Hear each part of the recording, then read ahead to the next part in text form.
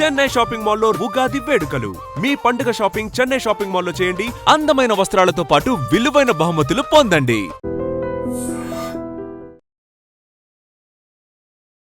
నమస్కారం, మీరు చూస్తుంది ఐ డ్రీమ్. నేను మీ కీర్తి. సంకటహర చతుర్థి రాబోతోంది కదా. మరి ఈ రోజు మనం పాటించవలసిన నియమాలేంటి? గణపయ్యని ఏ విజయం రాకుండా ముందడుగు మన జీవితంలో వెళ్ళాలని ఎప్పుడూ ప్రార్థిస్తూ ఉంటాం. మరి ముఖ్యంగా ఈ రోజు గణపతిని ఏ విధంగా ఆరాధిస్తే మనకి మంచి జరుగుతుంది, శుభ సూచకంగా మనకి లైఫ్లో ముందుకు వెళ్ళొచ్చు అన్న విషయాలు మనకి తెలియజేయడానికి ప్రముఖ ఆస్ట్రాలజర్ బ్రహ్మశ్రీ నందిబట్ల శ్రీహరి శర్మ గురుగారు ఉన్నారు. నమస్తే గురుగారు. వాగర్థావివ సంపృక్తౌ వాగర్థ ప్రతిపత్తయే జగతః పితరౌ వందే పార్వతీ పరమేశ్వరౌ. ఆదిత్యాయ చ సోమాయ మంగళాయ బుధాయ చ గురుశుక్ర శనిభ్యశ్చ రాహవే కేతవే నమః.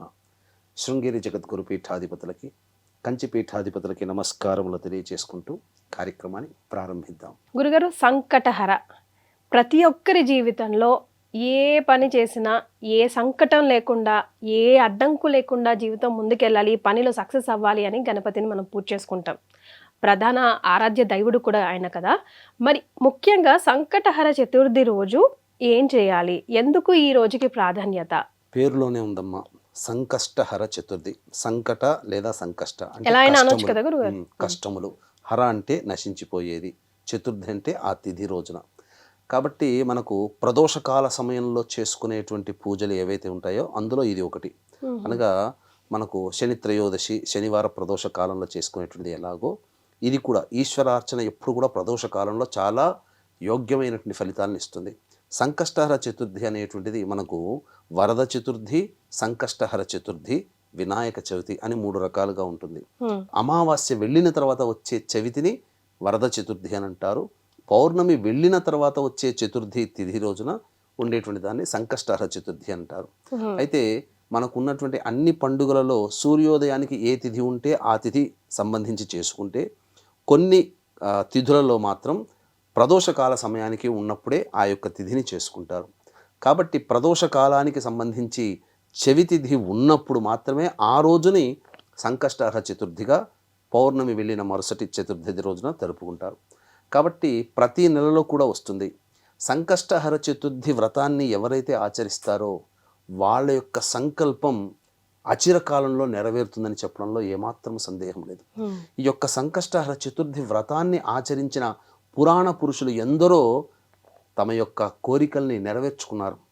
మనకెంతసేపటికి పురాణాల్లో అన్నీ ఆ పురాణ పురుషులు విజయాలు సాధించారు అని మాత్రమే మనం గొప్పగా చదువుకుంటాం. కానీ ఆ విజయానికి కారణమైన మనస్సంకల్పము, ఆత్మవిశ్వాసము, పోరాట పటిమ, ప్రయత్నము, ఓడిపోకుండా దీనికి తోడు అదృష్ట రూపంలో ఉండే దైవ అనుగ్రహము, ఇవన్నీ చూసుకొని వాళ్ళందరూ కూడా గొప్ప విజేతలయ్యారు.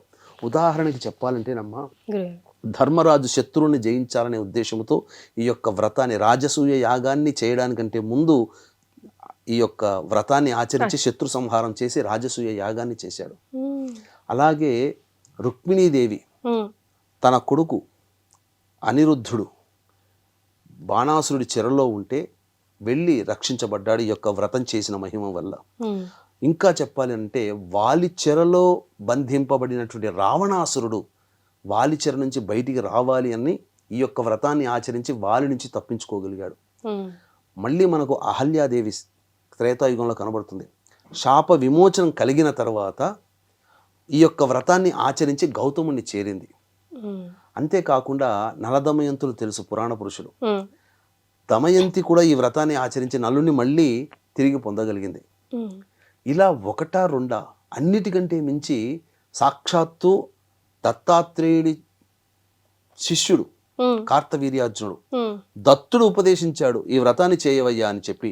కాబట్టి అపర శత్రుంజయుడుగా పేరుగాంచాలి, శక్తి రావాలనే ఉద్దేశంతో కార్తవీర్యార్జునుడి యొక్క వ్రతాన్ని ఆచరించడం వల్ల గణేశుని యొక్క అనుగ్రహం వలన సహస్ర బాహువుల్ని పొందగలిగాడు. ఎంతో మహిమాన్వితమైనటువంటిదమ్మా ఈ యొక్క సంకష్టహర చతుర్థి. ప్రధానంగా ఈ యొక్క వ్రతాన్ని ఆచరించే వాళ్ళు ఎలా చేయాలి గురుగారు? అసలు విధానం కూడా తెలియజేయండి. ఈ యొక్క వ్రతాన్ని ఆచరించే విధానంలో పట్టుకోవడం అనేటువంటిది, వ్రతాన్ని పట్టుకోవడం అని అంటారు కదా, ఆ వ్రతాన్ని పట్టుకోవడం అనేటువంటిది శ్రావణ మాసం పౌర్ణమి వెళ్ళిన తర్వాత వచ్చే సంకష్టహర చతుర్థి రోజున ఓ నియమ వ్రతాన్ని సో పట్టుకోవాలి. ఎప్పుడు పడితే అప్పుడు సంవత్సరంలో చేయడానికి వీలు లేదు. చేయొచ్చు, మామూలుగానైనా చేయవచ్చు, కానీ ఆ సమయంలో చేస్తే చాలా విశేషమైనటువంటి ఫలితం వస్తుంది. అంతేకాకుండా దీనికి ఒక మా పురాణాల్లో ఒక గొప్పది ఏంటంటే మాఘమాసము సంకష్టహర చతుర్థి మంగళవారం కలిసి వస్తే అబ్బబ్బబ్బా దాని మహిమ వర్ణించలేమట. ఆ రోజున గనక సంకష్టహర చతుర్థి వ్రతాన్ని ఆచరిస్తే అస్సలు తిరుగంటూ ఉండదట. ఓ మనం బుధవారం అనుకుంటాం కదా గురుగారు, జనరల్ గా వెడ్నెస్డేస్ చేస్తాం. బుధవారం గణేశుడికి ప్రీతికరం, కానీ కొన్ని ప్రత్యేకమైనటువంటి తిథుల కలయిక, వారాల కలయిక వచ్చినప్పుడు అది అద్వితీయమైనటువంటి ఫలితాలను అందిస్తుంది. మంగళవారము, మాఘమాసము, సంకష్టహర చతుర్థి కలిసి రావడం అనేది చాలా అరుదుగా వస్తుంది. కాబట్టి వీక్షించేటువంటి మన ఐడ్రీమ్ ప్రేక్షకులు ఈ యొక్క విషయాన్ని గుర్తుపెట్టుకుని చక్కగా ఆచరించుకుంటే మంచిది. సాధారణంగా ఎప్పుడైనా చేయవచ్చునమ్మా. అయితే మనకేం చెప్పబడి ఉందనంటే దీన్ని 21 వారాలు గనక చేసుకుంటే చాలా మంచిది. ఎలా కంప్లీట్ చేసుకోవాలి 21 వారాలు అన్నప్పుడు? అమావాస్య వెళ్ళిన చవితి తిథి ప్రదోష కాలం సాయంకాలం ఉన్నప్పుడు ఆచరించడం, అలాగే పౌర్ణమి వెళ్ళిన తర్వాత చవితి తిథి ఉన్నప్పుడు సాయంకాలం ఆచరించడం, ఇలా 10 నెలలు చేస్తే 20 అవుతుంది. 11వ నెలలో 1 వారం వస్తుంది కదా, అది మనకు 21 వారాలు చేసినటువంటి ఫలితం వస్తుంది. ఎందుకు అనంటే ఇప్పుడు మనకు నవగ్రహాల్లో కేతుగ్రహానికి అధిష్టాన దేవత ఈ గణపతి. కేతు అంటే 7 సంఖ్య, 3 × 7 ఎంత 21. కాబట్టి 21 వారాలు ఈ యొక్క వ్రతాన్ని అనేటువంటిది ఆచరించాలి. చాలా కష్టమైన నియమాలు ఉంటాయా గురుగారు ఏమైనా? ఎందుకంటే నేను ఎక్కడో విన్నాను, ఉప్పు తినకుండా ఫుడ్ తినాలి, భోజనం చేయాలి ఆ రోజు వ్రతం ఆచరించిన తర్వాత, అది కూడా ప్రదోష కాలం వరకు మంచునీళ్ళు కూడా ముట్టుకోకుండా పూజ అయిన అనంతరమే. ఆ ఉప్పు లేకుండా తినడం కొంచెం కష్టం కదా గురుగారు? వాస్తవేనమ్మా. కాకపోతే ఇక్కడ ఏంటంటే అరిషడ్వర్గాన్ని జయించాలి. కామ క్రోధ లోభ మోహ మద మాత్సర్యాన్ని జయించాలంటే మనం తీసుకునే ఆహారాన్ని బట్టే మనకు సంబంధించిన అరిషడ్ వర్గాలు వస్తాయి. కాబట్టి ఇవన్నీ జయించాలంటే ఉప్పు కారము లేనటువంటిది, అల్లం వెల్లుల్లి ఉల్లిపాయ ఇటువంటి లేనటువంటి ఆహారములు భుజించాలి. అయితే ఈ సంకష్టహర చతుర్థికి శివరాత్రి లాగానే ఉపవాసం ఉండాలమ్మా. అదే ఉదయం నుంచి సాయంకాలం వరకు కూడాను ఉపవాసం ఉండి వీలైతే ఉదయం పూట దేవాలయానికి చేరుకొని గరికతో గణపతికి అష్టోత్తర పూజ, అభిషేకము, అర్చన ఇవన్నీ చేసి, వీలైతే ఈ సంకష్టహర చతుర్థి రోజున ప్రతి దేవాలయంలో గణపతి పూజ చేస్తారు, గణపతి హోమం చేస్తారు. గణపతి హోమం చేసుకుని ఇంటికి వచ్చిన తర్వాత గణపతి నామాన్ని స్మరించుకుంటూ మధ్యాహ్నం పూట నిద్రపోకూడదు, నిరాహారంగా ఉంటే చాలు. రోగగ్రస్తులు అలాగే పెద్దవాళ్ళు ఉండలేనటువంటి వాళ్ళు పాళ్ళు పండ్లు ఇతర పదార్థాలు తినవచ్చు, కానీ ఆహారం భుజించకూడదు. సాయంకాలం వండిన పదార్థం తినకూడదు, అదే గురుగారు విషయం. వండిన పదార్థం తినకూడదు, పాలు పండ్లు తీసుకోవచ్చమ్మా. సాయంకాలం వరకు కూడా ఉండి మళ్ళీ ఆ యొక్క సాయంకాలం నాడు కాలకృత్యాదులు, కాళ్ళు చేతులు మొహం కడుక్కొని చక్కగా ఆ యొక్క దేవాలయ మంటపం అనగా దేవుని మందిరంలో, మన ఇంట్లో పూజా మందిరంలో కానీ ఎక్కడైనా కానీ చక్కగా పూజా మందిరంలో ఆ యొక్క ప్రదేశాన్ని శుద్ధి చేసి షట్కోణము కానీ చతురస్రము కానీ ఆ బియ్య పిండితో కానీ పసుపుతో కానీ వేసి దాని మీద ఒక చక్కటి పసుపు రంగు బట్ట వేసి ఆ యొక్క షట్కోణం మీద కలశ స్థాపన చేయాలి. ఆ కలశానికంటే ముందు కానీ కలశం మీదనైనా కానీ మనకు మామూలుగా అరటి సంబంధించినటువంటి ఆకులు కానీ, చుట్టుపక్కల సత్యనారాయణ వ్రతం ఎలా చేస్తాం అరటి బోదెల్లాగా పెట్టుకోవాలి. మామిడి ఆకులు వేసి దాని మీద కలశము, కొబ్బరికాయ, జాకెట్ పీసు, ముందర స్వామివారి విగ్రహం వెండిదైనా ఇత్తడిదైనా అలాగే శ్వేతార్కమైన కానీ చేసి చక్కగా అలంకరణ చేసి అప్పుడు పూజ ప్రారంభించాలమ్మా. పూజ ప్రారంభించి సంకష్టహర చతుర్థి వ్రతాన్ని ఆచరించి 3 పిడికిళ్ళు బియ్యము అనేటువంటిది స్వామి దగ్గర మనం తీసుకోవాలి, పెట్టాలి.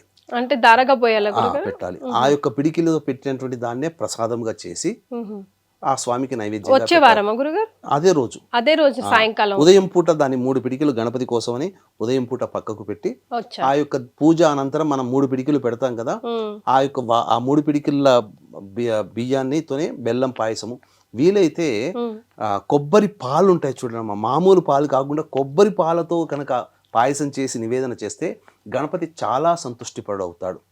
అంతేకాకుండా దీనికి ఈ యొక్క గణపతి యొక్క వ్రతాన్ని ఆచరించడం ద్వారా గొప్పదైనటువంటి శక్తులంటే మాయలు మంత్రాలు కాదమ్మా, అనుకున్నటువంటి పని ఏదైతే ఉంటుందో అది చాలా శీఘ్రంగా నెరవేరుతుంది. నిజమే గురుగారు, మా ఇంట్లో విరివిగా చేస్తూ ఉంటారు అందరు, పెద్ద ఫ్యామిలీ కదా. ఏదైనా కోరిక అనుకున్నారా కంపల్సరీగా అసలు నెరవేరుతుంది. అంటే సంకల్పించుకొని మేము ప్రారంభిస్తామని ఆ రోజు మొదలు పెడితే చాలు, 21 వీక్స్ లోపలే సరిపోతుందమ్మా. పెద్ద కోరిక, సంతానం కావాలనుకున్న వాళ్ళు, ఉద్యోగం కావాలనుకున్న వాళ్ళు, ముఖ్యంగా వివాహం కావాలనుకున్న వాళ్ళు అందరూ కూడా ఆచరించవచ్చు. అలాగే మన హనుమంతుల వారు సీతమ్మ వారిని వెతుకే సందర్భంలో, లంకకు ప్రయాణమయ్యే సందర్భంలో గణపతి వ్రతాన్ని ఆచరించే, ఈ యొక్క సంకష్ట చతుర్థి వ్రతాన్ని ఆచరించే సీత జాడ తెలుసుకున్నాడు. ఇంతటి విశిష్టమైనటువంటిది. ముఖ్యంగా 21 మోదకాలు పెట్టాలి నైవేద్యంగా. 1 స్వామి వారి దగ్గర పెట్టి 10 వచ్చినటువంటి ముత్తైదులకి భక్తులకి పెట్టి ఆ మిగిలిన 10 మనం తీసుకోవాలి ప్రసాదంగా. దీనికి సంబంధించినటువంటి కథ కూడా మనం ఆచరించాలమ్మా. అంటే ఏంటి, కథను కూడా చదువుకోవాలి. పూర్వము ఇప్పుడు దీనికి సంబంధించి పూజా విధానానికి సంబంధించి పర్టికులర్ గా మీ దృష్టిలో ఏదైనా పుస్తకం ఉందా? ఎందుకంటే ఒక్కొక్క పుస్తకంలో ఒక్కొక్క విధి విధానం ఉంటుంది కదా. మనకు ఉన్నాయమ్మా. సంకష్ట చతుర్థి వ్రత విధానం అని గూగుల్లో వెతికినా దొరుకుతుంది, పుస్తకం బయట పూజా స్టోర్స్ లో దొరుకుతాయి. ఆ వ్రత విధానాన్ని ఆచరించి చేసుకోవచ్చు. కథ ముఖ్యము. పూర్వము శూరసేనుడు అనేటువంటి మహారాజు పరిపాలిస్తూ ఉన్నాడు రాజ్యంలో. ఇంద్రుడు ఒకానొక సమయంలో ఆ గణపతి యొక్క భక్తుల్ని దర్శించుకోవడానికి వెళ్ళి గణపతిని దర్శించుకుని వస్తూ ఆ శూరసేనుడి యొక్క రాజ్యం గుండా వెళ్తున్నప్పుడు ఆగిపోయింది. అన్నప్పుడు విమానం ఆగిపోయేసరికి ఎటువంటి ఇబ్బందులు లేకుండా నడుస్తున్నటువంటిది ఎందుకు ఆగిపోయిందని అన్నప్పుడు ఆలోచిస్తే, పాప పంకిలమైనటువంటి రాజ్యం గుండా వెళ్తున్నావయ్యా, కాబట్టి ఎవరైనా కానీ పుణ్యాత్ములు వారు వ్రతం ఏదైనా ఈ యొక్క సంకష్ట చతుర్థి వ్రతాన్ని ఆచరించి ఎవరైనా కానీ ధారపోస్తే నీ విమానానికి అడ్డంకు లేకుండా వెళుతుందనంటే ఆ విషయం పుష్పక విమానమే ఆగిపోయింది. పుష్పక విమానం రావణాసురుడి దగ్గర ఉన్నది, ఇంద్రుడి దగ్గర ఉన్నటువంటి విమానం వేరు. సో ఈ విధంగా ఈ శూరసేనుడు రాజ్యమంతా చాటిస్తే ఎవరు ఆ వ్రతం చేసిన వాళ్ళు లేరు. అయితే ఇదే సంకష్ట చతుర్థి రోజున ఒక మామూలుగా ఒక అనాథగా ఉన్నటువంటి పాప పంకిలమైన జీవితాన్ని గడిపి చివరి రోజుల్లో ఆ చతుర్థి తిథి రోజున భోజనం అనేది దొరకక మరణించింది. అంటే ఆ రోజంతా ఉపవాసం ఉంది. ఆ ఫలితం చేత ఆమె శవాన్ని తీసుకుని వస్తుంటే ఆ శవానికి తాకిన గాలి సోకిన విమానం ప్రయాణించింది. అంటే వ్రతాన్ని ఆచరించినటువంటి ఫలితాన్ని పొందిన ఆమె గాలి తాకితేనే విమానంలో ఉండేటువంటి జీవం కలిగింది అని అంటే వ్రతాన్ని ఆచరించిన మానవులకు ఎలా ఉంటుందనేది ఆ యోగము, ఆ భాగ్యాన్ని మనం మాటల్లో వర్ణించలేం. కాబట్టి ఇక్కడ నుంచి ఆ శూరసేనుడు అందరూ కూడా వ్రతాన్ని ఆచరించాలని చెప్పి చాటింపు చేశాడు. కాబట్టి ఇంతటి మహత్యము. కాబట్టి అందరూ కూడా వీక్షించేటువంటి మన ఐడ్రీమ్ ప్రేక్షకులు ఈ యొక్క వ్రతాన్ని గనక ఆచరించినట్లయితే తప్పకుండా మంచి జరుగుతుందమ్మా. ఈ వ్రతాన్ని ఆచరించడం వల్ల ఎంతో గొప్పదైనటువంటి శక్తి సంపన్నులు అవుతారు, పిల్లలు మంచి చదువు చదువుతారు, ఇలా అన్ని రకాలుగా వాళ్ళ జీవితంలో మంచి జరుగుతుందని చెప్పవచ్చు. సో మీలో ఎవరైనా ఇదివరకు చేస్తున్నారా? చేస్తుంటే కమెంట్ చేయండి, చేయని వాళ్ళు మొదలు పెట్టండి, సంకల్పం చేసుకోండి, కోరిక ఏదైనా తీరుతుందని గురుగారు ఎలాగో చెప్పారు. చాలా సంతోషం గురుగారు, ధన్యవాదాలు. సర్వం Shri Umamaheshwara పరబ్రహ్మార్పణమస్తు. And for more videos, please subscribe to iDream. Please subscribe to iDream. Please subscribe iDream. And please subscribe to iDream. For more videos, subscribe to iDream. please like, share and subscribe to the channel. Congratulations, iDream. Subscribe to iDream. Subscribe to iDream. So subscribe to iDream Media. iDream ki iDream team andarki huge congratulations. Please subscribe iDream Media. Please subscribe to iDream. Subscribe iDream. Please subscribe to iDream. iDream అంటే నా కళల ఛానల్ను subscribe చేసుకున్న నోరు తిరుగుతలేదు, మీరైతే గంట గుర్తు కొట్టండి. For more such videos, please subscribe to iDream. Subscribe to iDream. Please subscribe to iDream. Please subscribe iDream Media. Please do subscribe to iDream. Please subscribe to iDream Media. For best entertainment and information, please subscribe iDream. And don't forget to subscribe to iDream.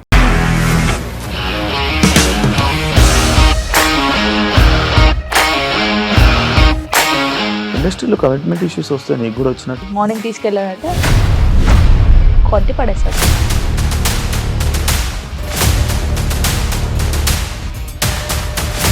ఒక్కళ్ళు కూడా చూడలేదు ఈ cinema అని చెప్పడానికి కూడా చాలా ధైర్యం కావాలి. అది నిజం కదా, దాంట్లో ధైర్యం ఏంటి? ఇది నెక్స్ట్ డే ప్లేట్ మార్చేస్తే తప్పు కదా. As of now we are comfortable this అని నేను అనుకుంటున్నాను. రష్మిక గారిది మీది ఒకే ఊరు అంట కదా. నీకు కోపం వచ్చిందంటే బాగా తిట్టేత్తరా? తిట్టేద్దామండి. నిజంగా గేమ్ ని ఎలా చేంజ్ చేయగలిగారు? ఏపీఎస్ఎఫ్సి వాళ్ళకి 6 నెలల్లో నేను 6 లక్షలు కట్టా. బిజినెస్ చేయాలనుకుంటే it is as difficult as riding a tiger.